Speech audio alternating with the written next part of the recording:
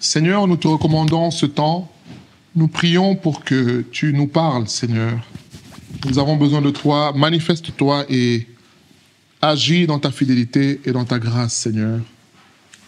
Que, Seigneur, la chair puisse s'effacer, que ton esprit agisse, que ta parole, Seigneur, soit la réponse que tu nous donnes. Comme il est écrit que dans leur détresse, tu as envoyé ta parole qui les a guéris, Seigneur. Nous voulons être guéris, nous voulons être renouvelés, nous voulons être fortifiés, éclairés par ta parole, Seigneur. Au nom de Jésus-Christ. Amen. Amen. Nous lisons le psaume 37. Psaume 37. Nous allons lire à partir du premier verset. Ne t'irrite pas contre les méchants. N'envie pas ceux qui font le mal, car ils sont fauchés aussi vite que l'herbe, et ils se flétrissent comme le gazon vert. Verset 3, c'est là que l'exhortation prend corps du 3 à 5. Confie-toi en l'Éternel et pratique le bien. Aie le pays pour demeure et la fidélité pour pâture. Fais de l'Éternel tes délices, et il te donnera ce que ton cœur désire. Verset 5. Recommande ton sort à l'Éternel. Mets en lui ta confiance, et il agira. Donc je reprends le verset 5. Recommande ton sort à l'Éternel. Mets en lui ta confiance, et il agira. Bien aimé, vous savez, c'est un passage que, dans le parcours chrétien, vous savez, il y a des passages pour lesquels on ne peut pas passer outre. Il y a des passages comme ça, quand on devient chrétien, même parfois même païen, on connaît ces passages-là parce qu'on les a entendus quelque part. Moi, je sais que le verset 5, même n'étant pas chrétien, je savais qu'il y avait un verset qui disait « Recommande ton sort à l'Éternel, mets en lui ta confiance, il agira ». Mais vous savez, la différence, c'est que connaître un verset et avoir la révélation de ce que Dieu dit dans sa parole par rapport à ce verset, ce n'est pas la même chose. Beaucoup connaissent des versets, beaucoup citent des versets, mais vous savez, pour moi-même, le premier, je connaissais ce passage, comme je l'ai dit, le verset 5, mais vous savez, en méditant, recommande ton sort à l'Éternel, mets en lui ta confiance, il agira. On peut découper ce verset-là. Je pense que ça peut faire l'objet d'une étude biblique pendant plusieurs mois. Rien que ce verset 5-là. Pourtant, c'est un verset qu'on cite, qu'on connaît plus ou moins. Mais est-ce qu'on connaît la portée? Est-ce qu'on connaît véritablement la consistance de ce verset? On nous dit, recommande ton sort à l'Éternel. Mets en lui ta confiance. Et qu'est-ce qui va se passer? Il agira. Vous savez, quand j'ai lu ça, ça a été une révélation pour moi. Je me suis dit, il y a beaucoup de situations qui traînent dans nos vies où nous ne voyons pas Dieu agir en réalité parce que la réponse est là. Premièrement, notre sort, nous ne l'avons pas recommandé à Dieu. Deuxièmement, nous n'avons pas confiance en Dieu. Vous savez, bien aimé, ce qu'on lit là, c'est un conseil, mais plus qu'un conseil, c'est un principe. Et vous savez, dans la vie ou dans le fonctionnement tel que nous sommes humains, il y a des principes qui s'appliquent indépendamment de notre volonté ou pas. La pesanteur, tu as beau dire Dieu n'existe ou Dieu n'existe pas, la pesanteur est une réalité sur la terre. Voilà. Que tu crois en Dieu ou pas, que tu te poses des questions, mais comment l'avion fait pour tenir là-haut, mais comment? Mais c'est un principe qui existe indépendamment de toi. Puisque Dieu a fixé les choses comme ça, dans son autorité. Et là, c'est un principe. Dieu dit, recommande ton sort à l'Éternel, mets en lui ta confiance et... Vous savez, quand j'ai lu ça, c'est comme si on te donnait un chèque. On te dit, bah, mets le montant que tu veux. Vous savez, quand on te fait ça, nous qui sommes humains cartésiens, on va dire non, il y a un piège. Ou alors, s'il n'y a pas de piège, mets le montant que tu veux. On va dire, on ne va pas abuser quand même. Bon, on va mettre 1000 €. Non, le type te dit, mais mets le montant que tu veux. Mais toi, tu te dis, non, mais je ne veux pas, on ne va pas pousser le bouchon. On me donne la main, je ne veux pas tendre le bras. N'est-ce pas? C'est ça bien. Mais Dieu lui dit, recommande ton sort à l'Éternel, mets en lui ta confiance, et lui, il fera sa part, bien-aimé. Le thème de notre partage, je cherchais quel thème mettre, mais le thème est simple. La confiance en Dieu. C'est tout. La confiance en Dieu, bien-aimé. Douter de Dieu, c'est considérer que Dieu est un menteur. C'est considérer que Dieu est irresponsable. C'est considérer que Dieu est incapable. J'ai envie de dire que c'est la plus grande offense qui est faite à Dieu, de ne pas se confier en lui. Et bien évidemment, en tant que chrétiens, ce sont des choses que nous connaissons. Et bien aimés, si nous partageons ça, c'est parce que le Seigneur a voulu me parler à moi, mais nous parler à nous tous, bien aimés. Confions-nous en Dieu. Ayons confiance en Dieu. Vous savez, je suis d'accord qu'il y a beaucoup de choses que nous vivons sur la terre. Il y a beaucoup de choses que nous vivons en tant que chrétiens que nous ne comprenons pas, que nous ne saisissons pas. Il y a beaucoup de choses. Mais est-ce pour autant que nous ne devrions pas mettre notre confiance en Dieu? Non. Posez la question à ceux qui prennent l'avion. Comment l'avion fonctionne? Même si on a compris qu'il y a la vitesse, l'air, il y a les ailes, il y a toutes ces choses-là. Mais de vous à moi, un mastodonte de, vous savez, la 380 Airbus, qui fait je ne sais pas combien de tonnes, qui va voler de Paris à Johannesburg pendant 10 heures.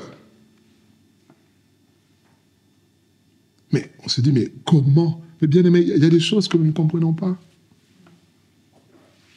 Mais le conseil d'aujourd'hui, c'est dire, ne cherche pas à tout saisir. Ta part à toi, c'est de recommander ton sort à Dieu. De recommander ton sort, c'est quoi? C'est ton problème. C'est ta difficulté. C'est ton questionnement. C'est ta vie même. Dire, Seigneur, je te donne ma vie en offrande. Il y a des choses que je ne saisis pas. Vous savez, ce qui a inspiré ce partage, j'écoutais, je pense que certains connaissent l'histoire. C'est l'histoire d'un maître qui avait un serviteur et ils avaient souvent l'habitude d'aller faire la chasse avec ce serviteur-là. Et tout se passait plutôt bien. Et le serviteur en question était chrétien. Alors, à toute occasion, il ne manquait pas de dire à son chef, « Chef, Dieu est fidèle et bon. » Alors, le maître s'énervait à chaque fois. En fait, il disait ça un peu, le serviteur, je peux dire qu'il était un peu comme un peu simplé. C'est-à-dire qu'il n'avait pas toute sa tête, donc, pour un rien, le chef lui dit, « Allez, fais ci. » Maître, Dieu est fidèle et bon. Fais ça, Dieu est fidèle et bon. Alors, comme je disais, ils partent dans leur chasse, ça se passait bien, jusqu'au jour où il y a un problème. Le maître est saisi par un animal qu'il chassait, qui lui ampute, qui lui arrache un doigt. Alors vous imaginez la douleur dans la forêt, la souffrance. Alors le serviteur vient à l'aide pour aider son maître. Pendant qu'il le soigne, il lui dit, « Maître, Dieu est fidèle et bon, il s'est pris une de ses gifles. » Vous savez, des fois, tu te défoules, tu as tellement mal, tu te dis, bon, la gifle que je lui mets là, c'est pour toute la douleur que je ressens. Mais non content de cela, il fait mettre son serviteur en prison puisque son serviteur l'a offensé. Il a importuné, il a insulté. Attends, moi, je me fais arracher un doigt, toi tu me dis que ton Dieu est juste et bon. Prison. Alors ce maître, puisque c'était une passion pour lui, la chasse, il continue avec d'autres personnes. Et vous savez ce qui se passe? C'est qu'il finit par être capturé par une tribu. Des villageois qui vivent dans la forêt. Il se fait capturer. Je crois qu'il devait être avec 3, vous savez, ces gens-là, ils ont toujours des intendants, 3 ou 4 personnes. Toutes les personnes sont capturées. Et il décide de, comment dire ça, tuer, non, pas tuer, c'est d'offrir ces gens-là, puisque c'était la coutume pour eux, d'offrir ces personnes-là en sacrifice. Donc, il les ligote sur un morceau de planche et il les tue. Et pour eux, c'est une offrande à leur Dieu. Alors, au moment où ils veulent faire, donc ils arrivent à sacrifier les 3 serviteurs. Au moment où ils arrivent au maître, il y en a un qui dit « Ah, regardez, il y a un problème. » Il dit « C'est quoi le problème ?»« Mais l'homme n'est pas entier. » « Comment ça, il n'est pas entier ?» Il dit « Mais regardez, il manque un doigt. » Or, pour eux, le sacrifice, ils devaient vérifier que la personne n'ait pas de défaut corporel. Et là, je dis « Mais il manque un doigt. » Ah, donc on ne peut pas le sacrifier. Donc il faut le laisser partir. Bien aimé, le maître s'est souvenu de quoi? Dieu est... Et vous savez, quand il a été libéré, il n'a pas demandé son reste. Je pense que même si tu ne connais pas la direction dans la forêt, tu ne sais pas où est le nord, le sud, quand on te libère comme ça, allez, tu cours sans savoir où tu vas. Et vous savez, la première chose qu'il a faite, aller libérer son serviteur qui était en prison. C'est une histoire un peu rigolote, mais c'est une histoire vraie. Mais l'idée, bien aimée, c'est pour nous dire que, vous savez, nous ne savons pas toujours ce que Dieu fait. Cet homme-là, quand il a perdu le doigt, Dieu savait qu'il fallait qu'il perde le doigt plutôt que la vie. Mais au moment où il perd le doigt, il est en colère. Pourquoi? C'est pas normal. Et bien aimé, Dieu nous connaît. Peut-être qu'il sait que toi, pour que tu comprennes qu'il existe, il faut qu'on te casse la jambe.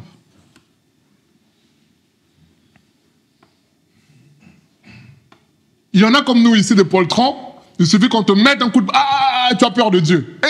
Dieu. Mais il y a des durs, des caïds. Parfois même un accident, dans le coma, 6 mois, il ressort et dit Dieu n'existe pas.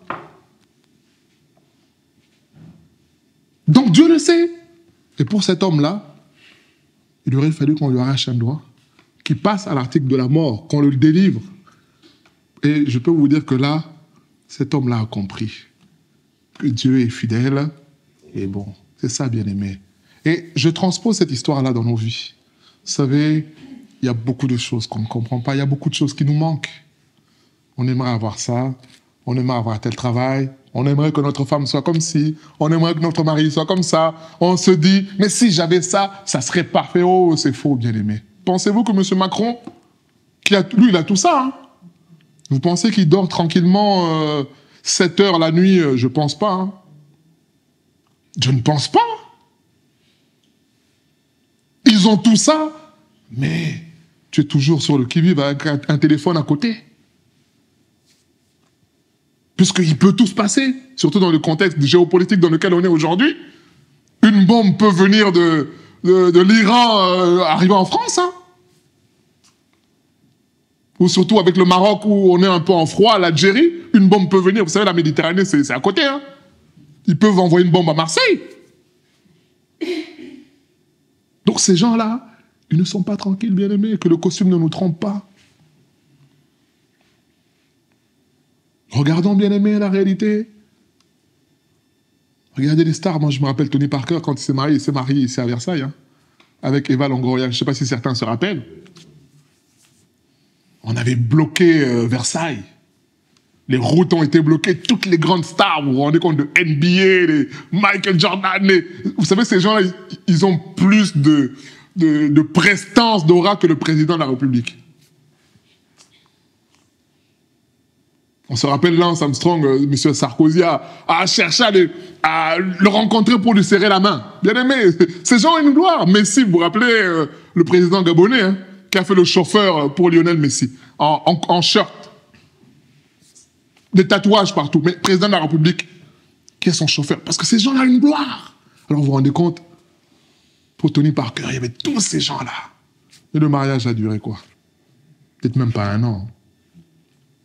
Peut-être même pas. Mais vous savez, quand tu regardes ça dans les magazines, tu dis, oh là là, quelle belle robe. Et puis quand c'est comme ça, en plus, tout est faux puisque c'est des choses qui sont prêtées. Hein. La robe est prêtée par un tel, le ceci est prêté par tel, le bijou sont prêtés par tel. Mais toi, quand tu vois ça, tu dis, oh là là, bien aimé. C'est juste les réseaux sociaux, la belle image. C'est tout. La réalité est différente. Revenons sur notre thème pour dire, bien aimé, ayons confiance en Dieu. Même si nous ne comprenons pas. Même si nous ne saisissons pas. Vous savez, Job a dit, j'ai parlé comme un insensé. Il dit même, j'ai dit des choses que je ne comprenais pas. Job 42, il dit, je reconnais que tu peux tout. Je reconnais que tu peux tout et que rien ne t'est. Lisons Ésaïe 40, bien-aimés. Que le Seigneur nous aide à saisir aujourd'hui. Si nous étions peut-être fatigués par les difficultés, que le Seigneur nous aide. Ésaïe 40, à partir du verset 25.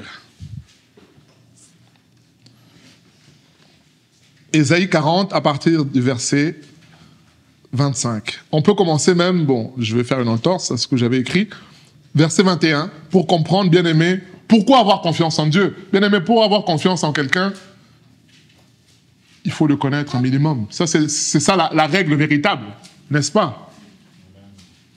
Pourtant, c'est curieux, puisque le pilote de l'avion, on ne le connaît pas. Hein. On l'a vu ni d'Ève ni d'Adam, mais on monte dans l'avion, c'est vrai ou c'est pas vrai? C'est vrai, on ne le connaît pas.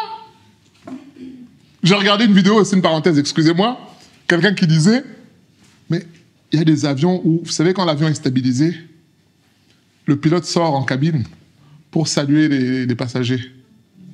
Il dit, mais il a failli faire une crise. Oh, on lui dit, mais c'est le commandant de bord. Oui, lui-même, il se présente. Hein. Bonjour, le commandant de bord de ce vol, vous allez bien? Oui. Donc, le camion, là, c'est qui est au volant du camion, là? Donc, toi, tu viens dire bonjour aux gens, nous, on est en haut, là, tu viens dire... Mais lui, il sait qu'il a mis le pilote automatique, il sait que là, il n'y a aucun problème. Mais bien aimé tout ça pour nous faire rire, pour nous dire que, mais malgré tout, on est quand même dans l'avion. Mais imaginez, Dieu maintenant se présente, verset 21. Ne le savez-vous pas? Ne l'avez-vous pas appris? Ne vous l'a-t-on pas fait connaître dès le commencement? N'avez-vous jamais réfléchi à la fondation de la terre? Alors j'aime beaucoup le verset 22. Celui qui est assis au-dessus du cercle de la terre. Vous savez, le rêve de l'homme, c'est d'aller explorer l'univers. Là, on nous dit, Dieu lui-même dit, il est assis au-dessus du cercle de la terre. Et ceux qui l'habitent sont comme des sauterelles. Regardons ce qu'on dit. Il étend les cieux comme une étoffe légère. Pourtant, les cieux, c'est déjà quelque chose de tellement grand. On dit que Dieu, pour lui, le ciel, c'est comme une tente qu'il déploie. C'est écrit là. Hein? Il les déploie comme une tente pour en faire bien-aimé. Vous voyez, je ne sais pas si on comprend à qui on a affaire là. Le but de l'exhortation, c'est comprendre. Puisque quand on dit la confiance en Dieu, c'est « mais qui est Dieu ?» C'est ça que nous sommes en train de lire là. Et la conclusion, c'est si Dieu a pu faire tout ça, alors qui suis-je, moi, une sauterelle, pour dire, bon, je ne sais pas si Dieu est capable. Eh, bien-aimé, lisons, verset 23. C'est lui qui réduit les princes au néant, qui fait des juges de la terre une vanité. Ils ne sont même pas plantés, même pas semés. Leur tronc n'a même point de racines en terre. Ils soufflent sur eux, ils se dessèchent, et un tourbillon les emporte comme le chaume. Verset 25. À qui me comparerez-vous pour que je lui sois semblable? Dit le Saint. Levez vos yeux en haut et regardez. Qui a créé ces choses? Qui a fait marcher en ordre leurs armées? Il les appelle toutes par leur nom, par son grand pouvoir et par sa force puissante. Il n'en est pas une qui fasse défaut. Verset 27, c'est ça qui nous intéresse. Alors pourquoi dis-tu Jacob? Pourquoi dis-tu Israël? Ma destinée est cachée devant l'Éternel. Mon droit passe inaperçu devant Dieu. Bien-aimé, vous savez, c'est ce que je disais, parfois on a l'impression que Dieu nous a oubliés, que notre situation a été oubliée par Dieu, puisque ça fait un moment que j'attends, puisque ça fait un moment que je prie, puisque ça fait un moment que je fais ce qu'il faut, mais peut-être que Dieu, quelque chose lui a échappé. Et c'est lui-même qui dit ça. Hein. Il dit, pourquoi le dis-tu? Verset 28, ne le sais-tu pas? Ne l'as-tu pas appris? Alors si tu ne l'as pas appris, apprends-le aujourd'hui. C'est le Dieu d'éternité, l'Éternel, qui a créé les extrémités de la terre. Il ne se fatigue point. Il ne se lasse point. On ne peut sonder son intelligence. Il donne de la force à celui qui est fatigué. Il augmente la vigueur de celui qui tombe en défaillance. Les adolescents se fatiguent et se lassent. Et les jeunes hommes chancellent. Mais ceux qui se confient en l'Éternel renouvellent leur force. Ils prennent le vol comme des aigles. Ils courent et ne se lassent point.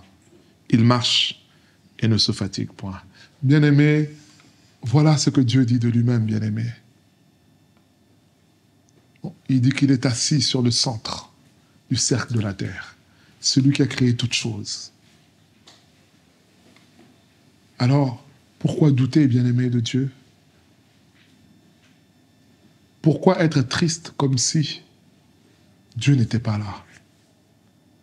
Il dit Israël, Jacob dit, mais ma cause a été oubliée par Dieu. Dieu dit non, il n'a pas oublié. Il n'a pas oublié. Ce qu'il veut, c'est que nous puissions recommander notre sort. C'est que nous puissions avoir confiance en lui. Mettre en lui notre espérance. C'est ça, bien-aimé. C'est ça que Dieu veut. En toi j'ai mis ma confiance. Je ne serai jamais. Pourquoi? Parce que je sais que tu agiras. Bien-aimé, c'est ça. C'est ça la réalité, bien-aimé. Mettons notre confiance en Dieu. Il agira. Et lorsqu'il agira, son nom sera glorifié. Et nous-mêmes, nous témoignerons qu'il est Dieu. Vous savez, les amis de Daniel, lorsqu'ils sont retrouvés devant le roi, c'était impressionnant. J'imagine un peu la scène, même si je ne peux pas l'imaginer totalement. Être devant le roi qui vous dit, est-ce des propos délibérés? Est-ce volontairement? Peut-être qu'on a mal entendu. Alors vous allez rappeler, vous allez me redire pour que j'entende que vous refusez de vous prosterner devant la statue que j'ai érigée. Les amis de Daniel disent, mais roi, nous savons que notre Dieu va nous délivrer. Il dit, ah bon, quel Dieu va vous délivrer? Il dit, roi, nous n'avons pas à discuter avec toi là-dessus. Mais sache que même si notre Dieu ne nous délivre pas, nous refusons de nous prosterner devant la statue que tu as érigée. Et le roi est en colère. Mais on nous dit que ces hommes ont été délivrés de la fournaise. Dieu a agi. Mais il a fallu que ces hommes aient foi, se confient en Dieu. Bien-aimés, c'est ça notre exhortation aujourd'hui. C'est ça notre exhortation. Mettons foi en Dieu. Il agira. Certes, nous ne savons pas à quel moment.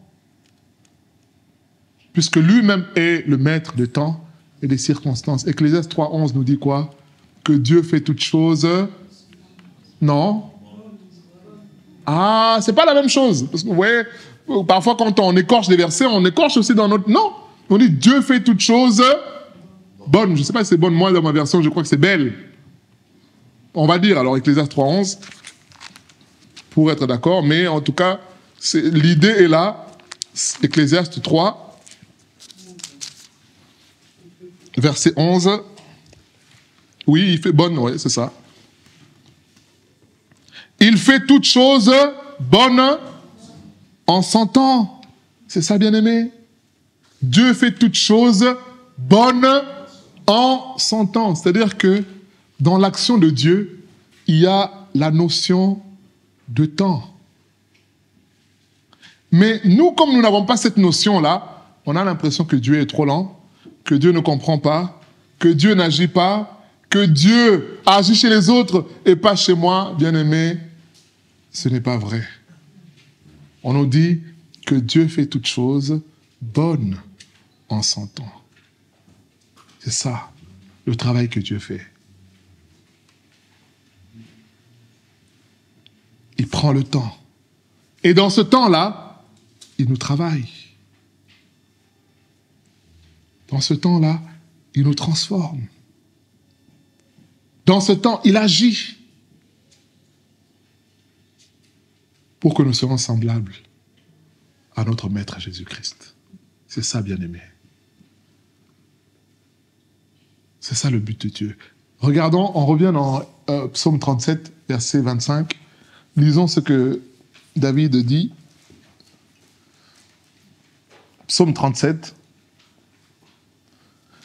J'ai été jeune et j'ai vieilli et je n'ai jamais vu le juste abandonné ni sa postérité mendiant. David parle là, vous voyez, c'est toujours le même verset, le même chapitre 37. Il parle de la fidélité de Dieu, le fait de se confier en Dieu, malgré ce qu'on peut voir dans ce monde. Et il dit non, sachez que j'ai été jeune, j'ai vieilli, et je sais que Dieu reste fidèle. Alors nous pouvons avoir confiance en lui. C'est ça, bien-aimé. C'est ça que Dieu veut nous dire. Peut-être que nous ne voyons pas les choses aujourd'hui, puisque la Bible dit qu'il y a aussi la question de la volonté de Dieu. On a dit tout à l'heure, il y a la question du temps, il y a la question de la volonté de Dieu.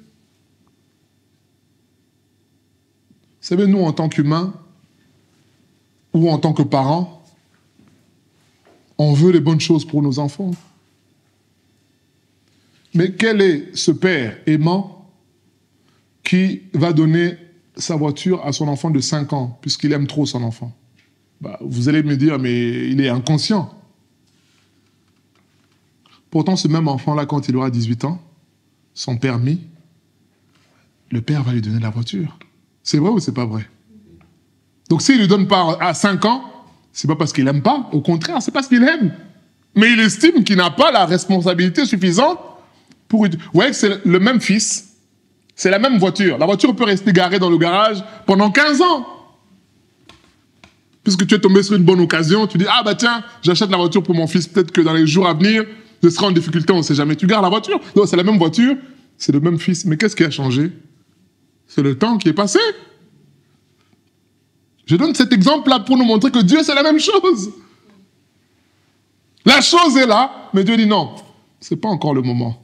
Joseph avait des promesses. David avait des promesses. Abraham avait des promesses. À 75 ans. Dieu lui dit, tu auras une postérité de sorte que elle ne pourra même pas rivaliser avec la poussière de la terre. Vous vous rendez compte, un homme de 75 ans. Mais non seulement ça, l'enfant est arrivé combien de temps après? Qui se rappelle? Qui sait?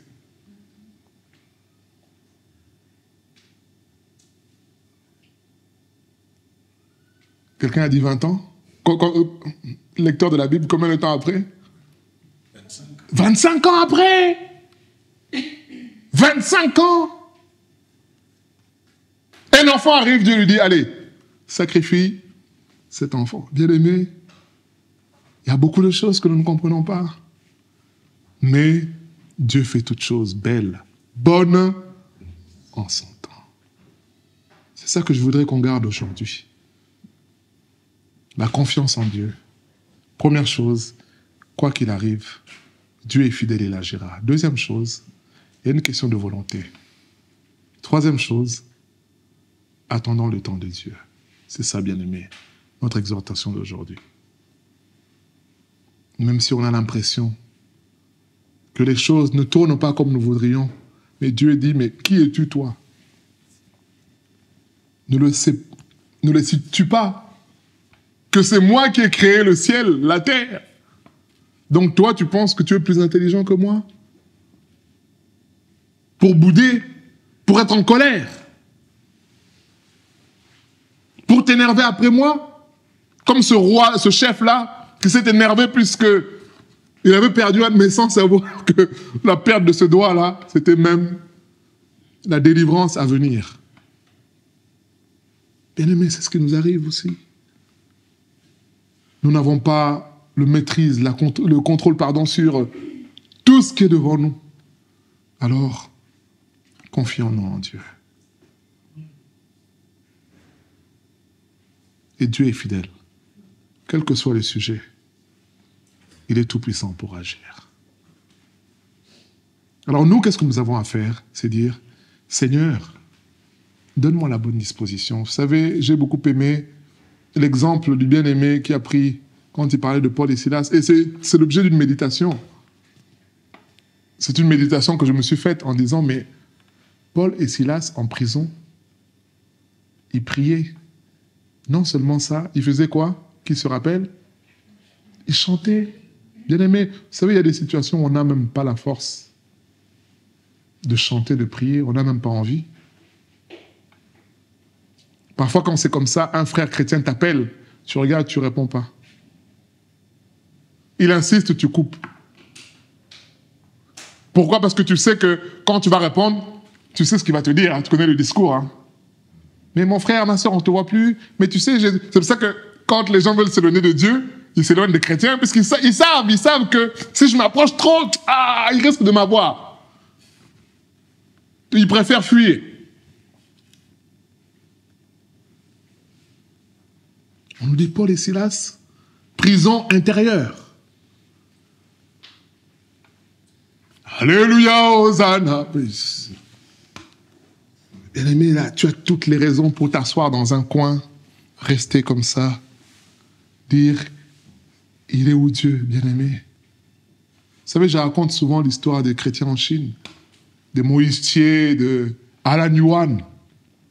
Tous ces gens-là, cette génération-là, ils ont fait tous 20 ans, 30 ans de prison. Ils te racontent qu'ils n'ont pas vu leurs enfants, ils ne les connaissent même pas. Vous vous rendez compte, tu es emprisonné, ton enfant grandit, ton enfant se marie, toi tu es toujours en prison. Un jour, tu vois quelqu'un arriver avec 3 enfants, tu dis, mais c'est qui ça? On te dit, mais c'est ton fils, bien-aimé. Pour moi, c'est cruel. Vous savez, Dieu a permis ces choses. Mais quand tu les vois, ils parlent de Dieu, ils sont contents, tu te dis, waouh!